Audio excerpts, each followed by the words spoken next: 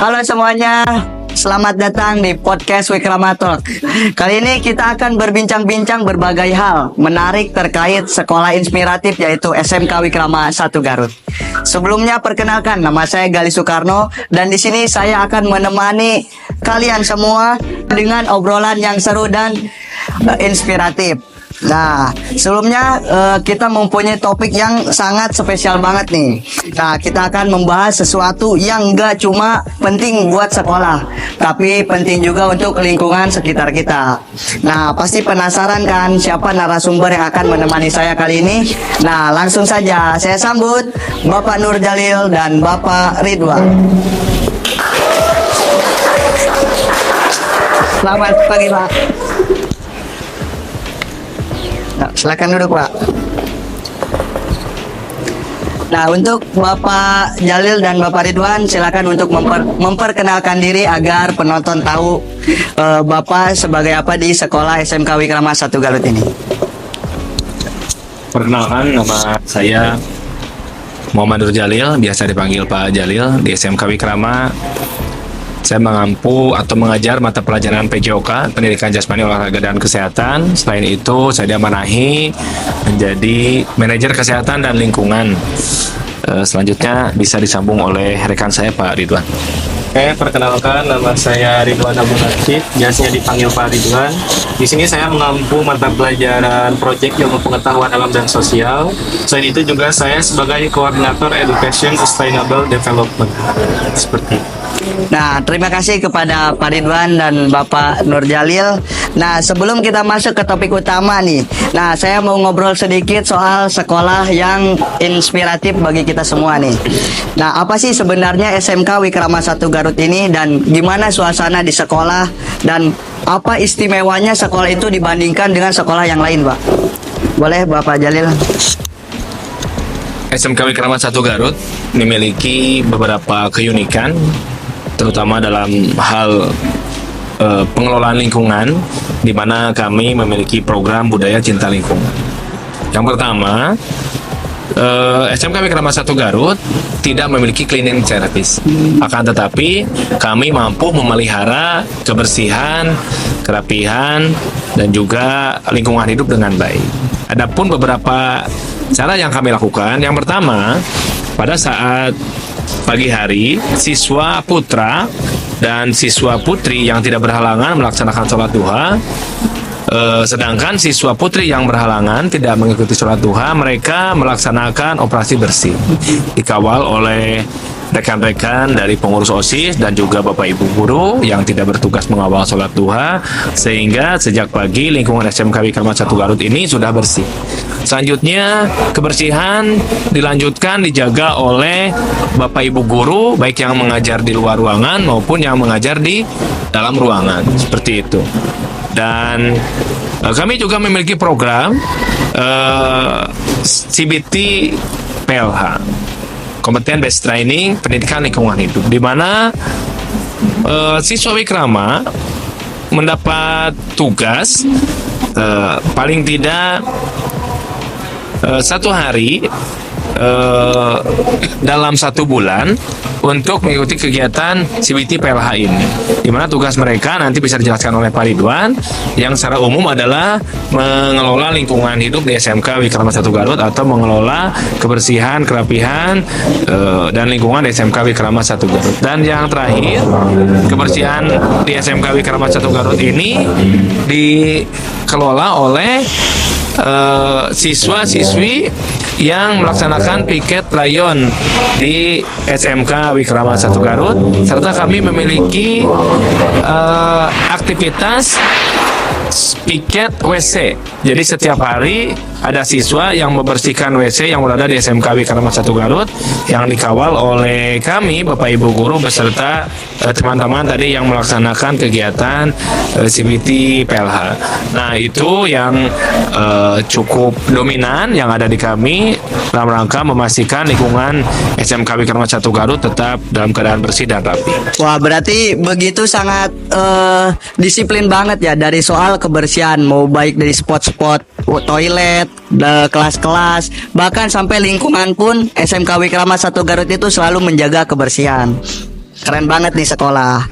Nah, menurut Pak Ridwan nih, kalau dari segi kebersihan, apa saja program yang sedang diterapkan untuk mendukung predikat sekolah adiwiyata, Pak? Oke, baik. Jadi adiwiyata itu predikat ya atau penghargaan terhadap sekolah yang sudah menjalankan PBLHS atau Gerakan Peduli dan Berbudaya Lingkungan Hidup di Sekolah. Nah, dalam PBLHS ini cukup kompleks sebetulnya, tidak hanya kaitannya dengan bersih saja. Yang pertama tadi kebersihan, drainase dan juga sanitasi sekolah. Seperti tadi sudah disampaikan oleh Pak Jalil bahwa lingkungan sekolah ini dikelola oleh semua elemen sekolah, khususnya siswa dan siswi juga. Toilet dibersihkan, saluran air juga dibersihkan ketika pelaksanaan kompeten based training pendidikan lingkungan hidup. Kemudian pada program berikutnya, pada PBLHS ada pengelolaan sampah ya.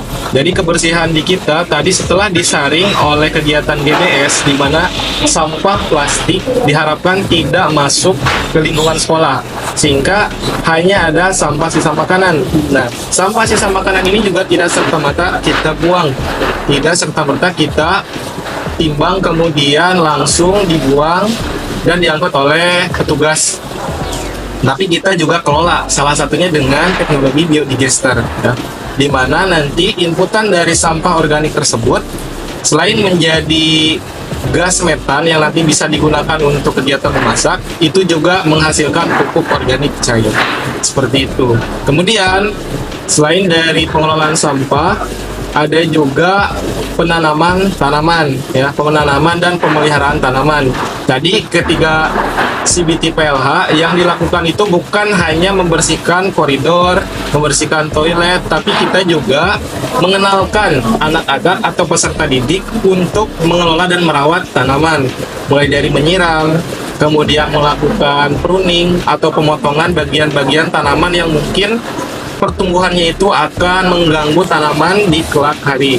Nah, selain itu dari konservasi energi juga kita di setiap titik itu menempatkan hemat energi listrik khususnya. Kemudian juga untuk air kita punya label hemat air. Pada konservasi air juga kita melakukan pembersihan pada saat kegiatan CBT PLH. Jadi saluran-saluran air itu diambil sampah-sampah daunnya supaya nanti tidak menyumbat. Dan terakhir untuk inovasi yang kaitannya dengan kebersihan air, kemudian juga sampah dan juga tanaman, itu diantaranya yang pertama ada IoT juga untuk penyiraman, kemudian tadi biodigester untuk pengelolaan sampahnya, ya seperti itu. Jadi cukup kompleks sekali, bukan hanya kebersihan yang dilihat saja secara kasat mata, tetapi bagaimana kompleksitas yang ada di dalamnya kita bareng-bareng bersama untuk mewujudkan sekolah yang betul-betul berbudaya bersih, ya seperti itu. Berarti mulai dari sampah aja, sampah plastik haram gitu ya, Pak? Masuk ke sini tuh haram gitu ya, Pak? Betul. Ya. Oh, Jadi Wikrama memiliki program Zero Waste di mana kami berharap sekolah ini tidak menghasilkan sampah sedikit pun, terutama sampah anorganik seperti plastik, styrofoam dan lain sebagainya seperti itu, gitu kan. Sedangkan sampah organik masih tetap ada karena memang di kami juga ada dapur sekolah yang mana dapur ini akan menghasilkan sampah organik tadi seperti itu. Tapi walaupun kami menerapkan 0% sampah plastik, akan tetapi sampah ini masih tetap ada, salah satunya yaitu sampah kemasan belanja untuk di dapur tadi. Nah, untuk yang sampah anorganik seperti yang tadi sudah dijelaskan oleh Pak Ridwan, nanti akan kami timbang ya. Nah, itu memang kami coba lakukan daur ulang, diantaranya dengan ekobrik seperti itu ya Pak Ridwan, dan juga teknik yang lain nanti bisa disampaikan oleh Pak Ridwan. Baru yang tidak bisa didaur ulang kami buang ke tempat pembuangan akhir. Sedangkan sampah organik tadi kami kelola menggunakan biodigester, dan juga untuk sampah-sampah dedaunan kami juga memiliki alat yaitu kompos bag, di mana tas kompos ini fungsinya yaitu menjadikan sampah organik khususnya dedaunan dari tanaman yang ada di sekitar kami itu kami olah menjadi pupuk kompos dengan campuran bahan bioaktivator yang sama-sama bersifat alami. Seperti itu, Kang Gali. Ya, mungkin sedikit tambahan juga ya. Jadi ada beberapa pemahaman yang harus sama-sama kita pahami. Mungkin kita seringkali tadi menyisakan makanan karena makanan itu kan organik sehingga mudah terurai. Tapi perlu diketahui teman-teman, sampah organik juga kalau misalkan menumpuk atau dibuang itu akan terjadi reaksi kimia ya, di mana nanti akan menghasilkan gas metan, di mana gas metan itu juga salah satu penyumbang gas rumah kaca yang mengakibatkan bumi ini panas. Kemudian sifatnya juga mudah terbakar. Sehingga ketika tumpukan sampah organik itu makin banyak, nah di dalamnya kan biasanya di TPA-TPA itu bukan hanya bekas sisa makanan tapi bahkan plastiknya ada.